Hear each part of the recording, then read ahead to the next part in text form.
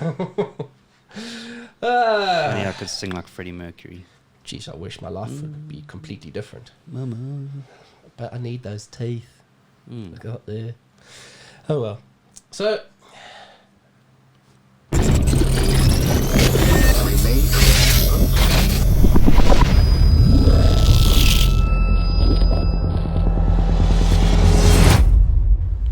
So I forgot the intro.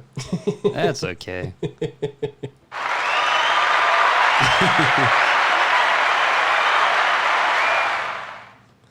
I could have done the other one. I forgot where the wah wah wah was. Wah wah. We should take that from Archer. Wah wah. They do that a lot. There's another moment, dude. Well, what I love about Archer, and I know we're not talking about that, but they're awkward silences where they stand there like, and it's like something happening in the background, just really oddly, and they like sit there and they like wait for it to, like the ones, I think he drops something, the ball's like boom, boom, boom, boom, boom, boom, boom, and they just stand there. It's like amazing. It's so good. One of the best shows ever made. I don't care what people say. I'm so glad there's a 12 coming, season 12. Is there? Yeah. Oh, okay, that's Done. cool. Greenlit, Nice. season 12 is coming. Rad. Okay, I'm happy. So I know one of the things we wanted to do is we're going to do our usual, what we found, what we've read, that kind of stuff. And I think before we kick that off, we have been threatening and mentioning more competitions and more giveaways as we move on. And I think, 2021 is perfect. It was good a year as any to continue with that. Yeah, it's just equally shit, so it's okay. There we go. And I think first off the bat, I know we already have a recipient for... Oh, let me try and... There we go. The Preacher, Volume 1. Do you want me to go for it? Or? Yeah, we can go pro it if we want to. Let me try and do that so it doesn't have the same lighting or reflection. What Sorry, yokes. really I mess think with you. this thing is turned off. Look at that. Why would it do that? Change it. Look there. The Preacher. I am the Preacher, Jesse Custer. Look at the lights. Sorry. That's right. But Garth Ennis, Steve Dillon, the Preacher.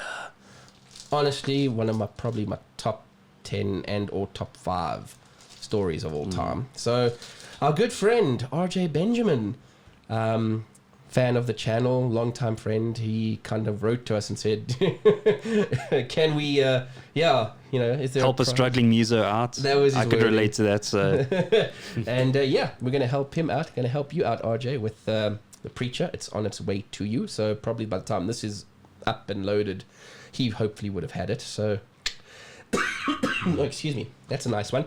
I know you found quite a few of little odds and sods and stuff, random things to give away, comic books, etc. yeah, man, it's like I'm filling up a whole entire shoebox. But I mean, just off the bat, I mean, I've got a Sandman issue that we got David Mack to sign because of the David Mack cover at Comic-Con. I've got a couple of single issues. We've got those cards that you originally stored. There's there. And I bought more cards. So over the holidays, I just basically took a few cards, and some of these are actually quite rare and quite valuable. It's just I don't like them, so I've decided not to keep them in. And then it's literally like a whole... Jeez, even Lady Death. Nice Lady Death ones.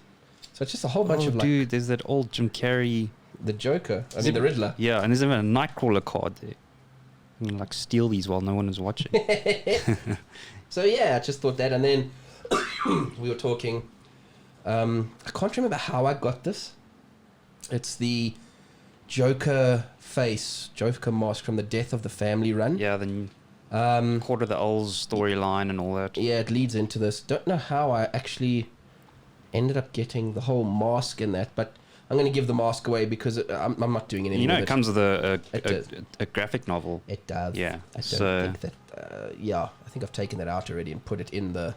Okay. The collection, yeah. So please note, you're not getting the graphic novel. No, only the mask. The mask only. Yeah, man. So we're gonna find opportunities.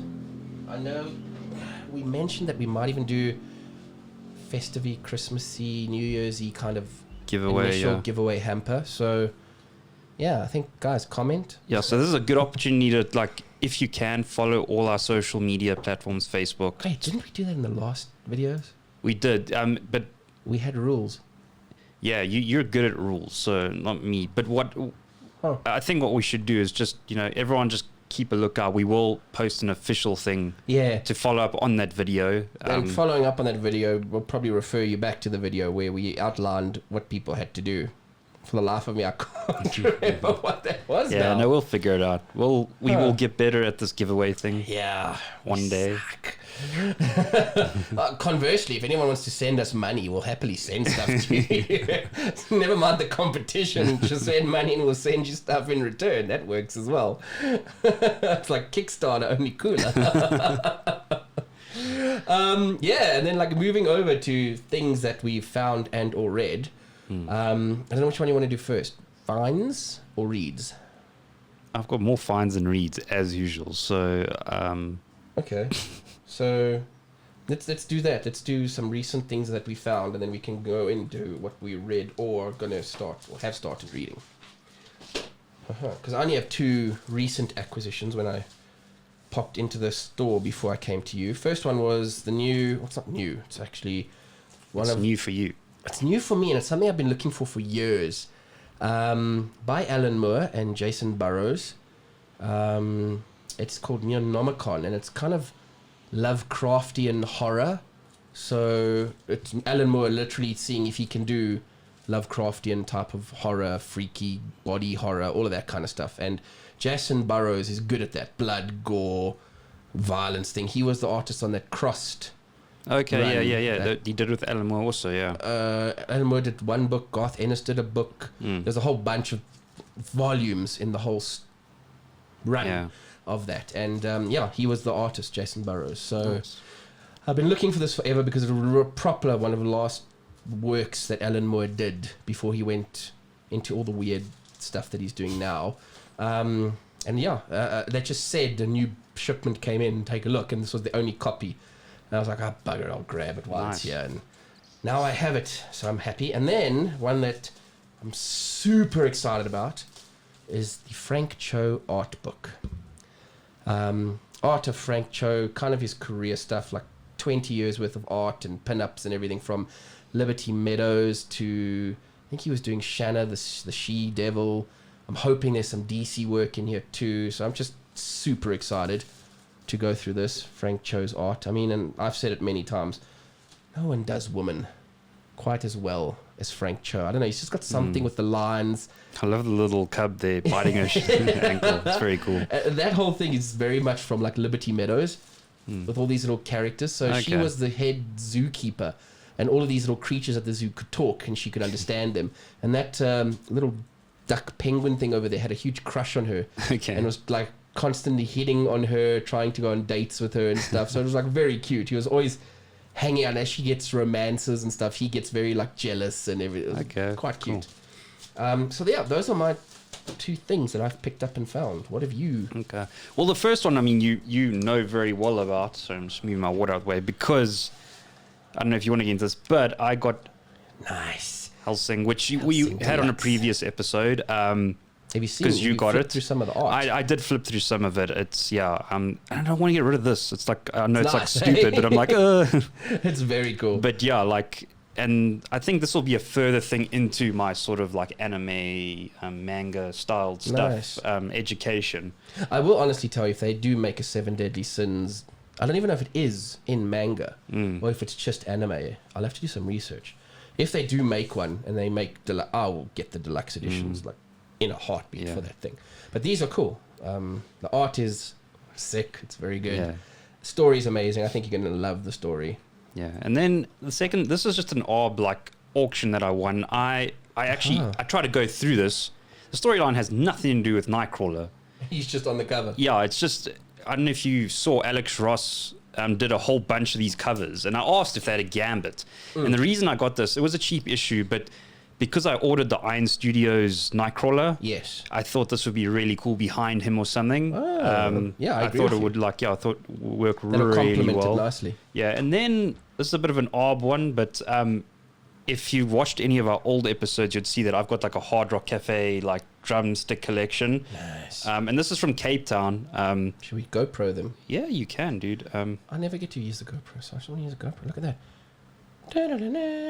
Yeah, so for anyone who hasn't seen, like, I've got like about, I don't know, give or take 20 or 30 pairs of these from different places, different countries that I've managed to get them, and I want to make Do you know how to fiddle with the zoom or at least the focus on this?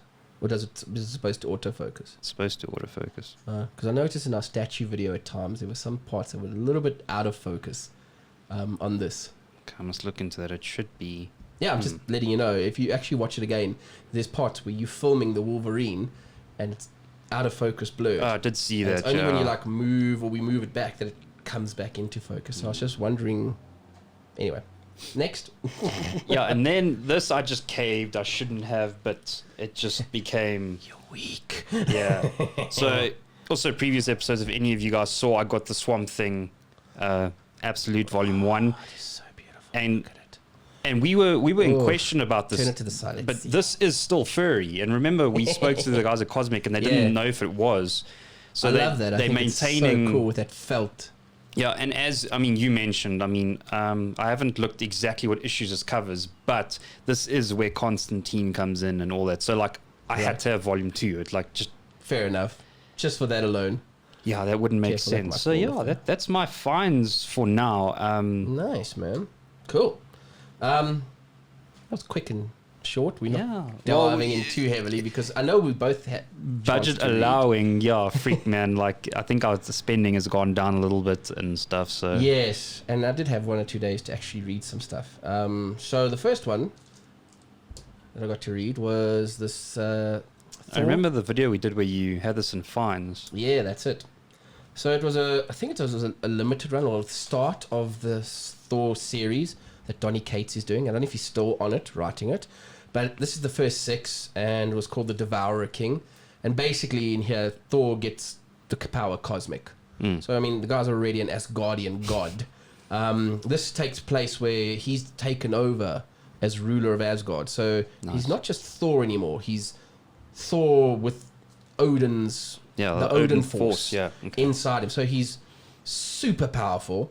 And then Galactus needs his help, and Galactus makes him a herald and bestows him with the power cosmic. So that was just cool. It was sick, like power cosmic Thor and everything. It was cool, and I must say, I really enjoyed it. Nice. I've often said Donny Cates writes cosmic very well. Okay. That whole Thanos wins storyline where he brought in the Cosmic Ghost Rider and all of that. So Cosmic Ghost Rider makes an appearance here. All the heralds of Galactus at some point make an appearance.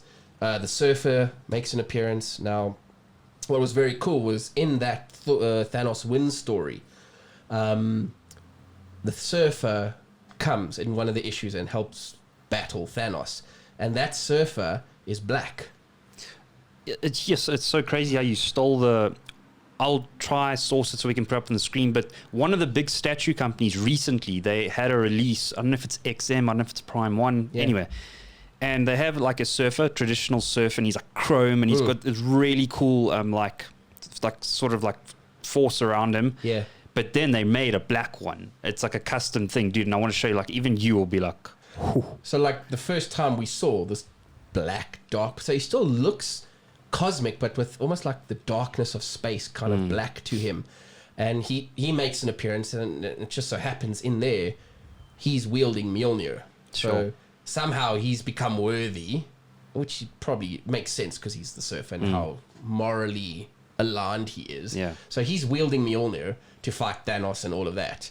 Then soon after that, Donny Cates wrote a whole storyline now with this whole Null coming with absolute carnage and everything. He wrote a limited story called Silver Surfer Black. And in that story, it chronicles how the Silver Surfer turned this dark black color, what happens to him. And it's almost like it starts and it slowly grows all over. I remember the one cover even looks like that. Correct. It's like a variant. And where... I just don't have that because of that art, that cover that you've seen, that artist, he's the artist throughout. And his art just doesn't appeal to me. It looks too psychedelic. It looks like you need to be tripping on something to read the comic. Like a Doctor Strange comic or something. Yeah, and it just, that's what's putting me off so far. It's just that. So anyway, Dark Silver Surfer here, and I'm liking as I saw that there were all these flashbacks to his runs, and I'm hoping somehow he intertwines and ties all of these little Easter eggs that he's dropping up, which would be very, very awesome. But going back, very cool. A lot of changes have happened. Heimdall's dead.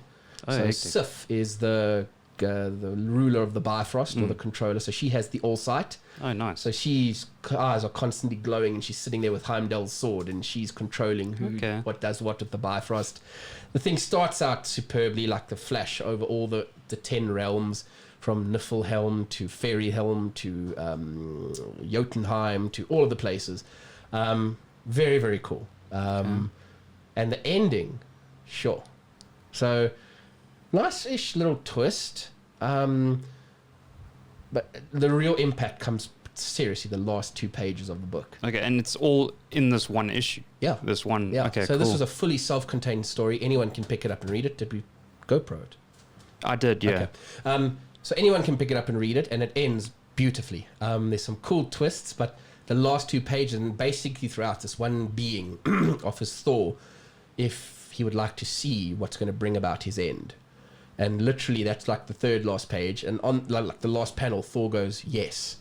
And then as you turn the page, it's a full page spread of what's going to happen. Oh, wow. And you see this, and it was just, for me, I was like, oh, mind blown. I'm not going to spoil it for anybody. Yeah, because Read even it.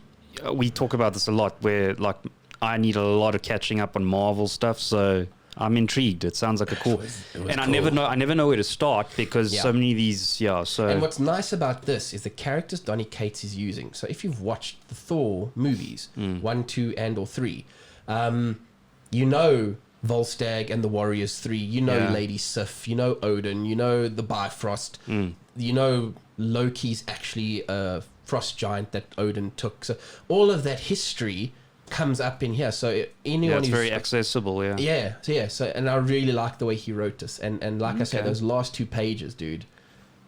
So Nice. Donny Cates just does it. Well, Beta Ray Bill's in here. There's just awesome cosmicness, and because of that, I had bought these a while ago, and I just hadn't gotten around to reading them. And sorry, that's number 1, and this is the follow-on. He did a run on Guardians of the Galaxy where he created a new Guardians team.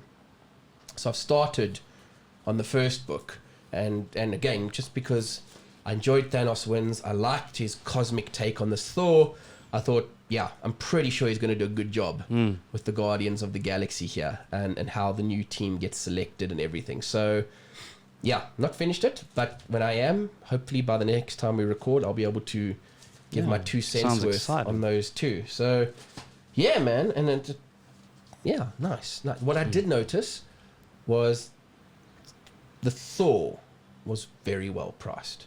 Okay, And cool. I don't know if it was just I got it at the right time, ship it, or whatever it was, but was it $250 graphic novel, maybe 300. So for Marvel, 6-part graphic, not very well priced for them. Having said that, though, it's not, I can show you a 6-part story from Marvel of old that's probably double the thickness of that, but still a good story. Relative to our previous rents, 100%. it's good value. 100%. And a good price point, good story. I highly recommend people give that a read. Nice. Very nice. Yeah. Okay. So yeah, man, like this was actually an idea you gave me. And so I dove back into Sandman, surprise, surprise. But I don't have anything new to report. But what I did is I took the audiobook. If any of you don't know, it's on Audible. Yeah. And yeah, so how amazing. yeah, so it's like I don't even know where to start, man, because I know like we'll probably run out of time. But We can watch it.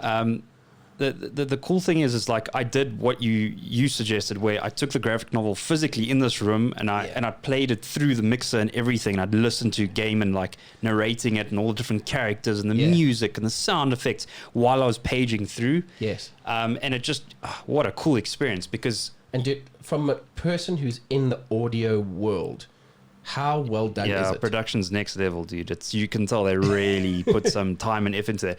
And what was even more satisfying is, they have this argument where what makes books so powerful is that you can imagine things yourself. Sure. Like you can create your own. And now comics kind of give you, lines and visual, right? And the argument to a comic is it's not your imagination of that scene, it's an artist's interpretation thereof, and it almost sways or influences what your perception would be. But now, having said that, when you read it, you still, in your own way, you will picture, look, Deadpool's been stolen by Ryan Reynolds. I will always... But what was so satisfying is some of the, like, offshoot characters sound... The character they cast, it was exactly in my mind how I pictured it. Right. And how certain things sounded and stuff. Like, the one thing I didn't love is, I don't know his name, and I have nothing against you, but that was cast as Constantine. Okay. Because I was like, where's Matt Ryan? Like, I'm like, stop, just like, get off. I think it's Taron Egerton. Yeah. He was in Kingsman. I think it was him, And great actor. Love him in Kingsman and all the movies. He was in the Elton John Rocket Man. He's a great actor. But like you say, Matt Ryan is Constantine. It's like, there can be no one else. He's got the Cockney, the Liverpool Cockney accent down, the mannerisms, everything. Yeah. And, you know, like, sort of last thoughts is, why James McAvoy, I think it is, he did Dream, and I didn't love or hate it, but as I listened to it more, I just started loving him more and more and more as Dream. I agree. And it's difficult because in the very, very beginning, he doesn't say a lot. Yeah. It's only later on where he has proper monologues, inner thoughts, dialogue, etc. That, I agree. I don't know if I necessarily had a specific voice for Dream. And maybe, I also don't know if I did, like, it's just tricky. Yeah, and maybe if I'm honest, initially I thought it could have been a bit of a Gaiman as Dream.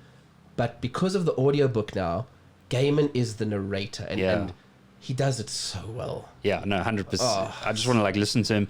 And the way, like, the little things that threw me off in the beginning, but how he gives you a little bit more context sometimes. Yes. So then, like, when you're following, you're like, wait, where am I? And then you're like, oh, okay, no, I'm here. Okay, cool. And then there's one or two things that confused me that I messaged you about, where they swapped certain things around. And I think that's just the way the graphic novel's printed. So there's, like, one or two small stories that they carried on the story to finish the arc. Oh, okay. Gotcha. And then, so, like, I kind of like Midnight Summer, I think. Sorry, like Summer Night's Dream. Yeah, is not the last story in Dream Country, but they made it the last in the audiobook. So the audiobook only goes till volume 3, and that's also you what I was also like. Mentioned that to me. Yeah, I was like, why? No, I want more. Because I thought with all those files, and I'm guilty. I haven't listened to all of them. I thought that it was the all encompass. I think there was 20 files. Yeah, it's 20 files, and I thought it would always be 2. And dude, and it's them, they're different lengths and different things, but I went in this holiday thing, I went deep, man. I had a whole setup dedicated to Sandman. That's all I did. So I was prepared. I was like, I'm doing all 10 volumes. And I was like, I was like, we'll just have to keep looking to see when the others come. Yeah. And also one small interesting note, but like, also like pronunciation. So like, I pronounce, you know that the Muse story, I pronounced it Calliope, but it's it's pronounced differently, Calliope or something like that. And I was like, okay, so bad pronunciation on my part. No, but there you go. But yeah, man, phenomenal. I would recommend anyone, especially if you like new getting into Sandman, like if you can, that's such a cool way to do it. Like, you know, you can do either or, but both together. Because you do, like you say, you get the benefit of, I believe when they were putting this whole thing together, there was a lot of Gaiman's notes even to artists to try and set scenes that he is actually narrating now, that's not even in print. So you're listening to him, and like you say, he's giving more context to a scene. No, exactly, man. Like, even I'll give you an example. When Dr. D, I don't know if you remember this part of the story, he finds the gem. Yes. And I read that and I absorbed it all, but then like before that, Gaiman gives you context and he talks about the room and how it looks, and I'm like, I missed that, and I missed that, and I missed that. Oh, okay. It's all there. It's on the page. Like the stuff that the Justice League gets stored away, and I was like, oh, okay, awesome, yeah. So those little, I think it really adds a whole new dimension, which is freaking crazy. So now you're like a whole new, reinvigorated Sandman fan. Yeah, I just want the rest of the audiobook. I'm like, bring it out now. And I understand out of all people how much work that is. So I'm like, trying to be like, like. Maybe they have recorded it all and they're busy in production, or like, man. And then the final thing is, I just picked it up. It's. Oh, yes, yeah. And what drew me, this is called Something is Killing the Children, if you guys have heard about it. What first initially drew me to it is, I actually just cut myself, but I'll live. Was it the Eisner Award or was it the writer? So it was the writer. So if anyone hasn't watched our previous videos, I don't know how to pronounce his name, but James Tynion, the fourth. Yes. He did a part of Justice League Dark, and I haven't gotten the next volumes because of this whole DC whatever. The new volumes haven't come out yet, so I'm like, but the single issues are out, so I'm like fighting with that. But I don't know if he's still on it. But so I saw I don't know that if he is, but I know he's also writing Batman now. He's doing a Yeah. whole run on Batman with this new villain. I forget his name, but very good Batman stories. I think he created Punchline. yeah, it's possible. Yeah. And yeah, so. And also, look, this is deceiving. It didn't get an Eisner Award. It's a nominee. But I mean, okay. It's still... And, you know, just to give this some... I've only read the first 2 or 3 issues, but, you know, someone on the back, you know, like these... like reviews or reviews comments. said it's like this thing of Stranger Things. And I don't entirely agree. I see why they're doing that because it's monsters and it's young kids. Okay. But it's not based in the 80s. It hasn't got that Stephen King vibe. Or like it's... And I dig the art. The art's very like... you know, like dynamic in its own way, but it's in a nutshell. That artwork almost reminds me of, I don't know if you ever saw those movies that are rotoscoped, like Zero Dark 30 and whatever. It's that kind of an animation look to it. Yeah. And, you know, it starts out basically, there's this kid, you know, they're playing Truth or Dare. I'll actually show you the opening page. It's quite cool.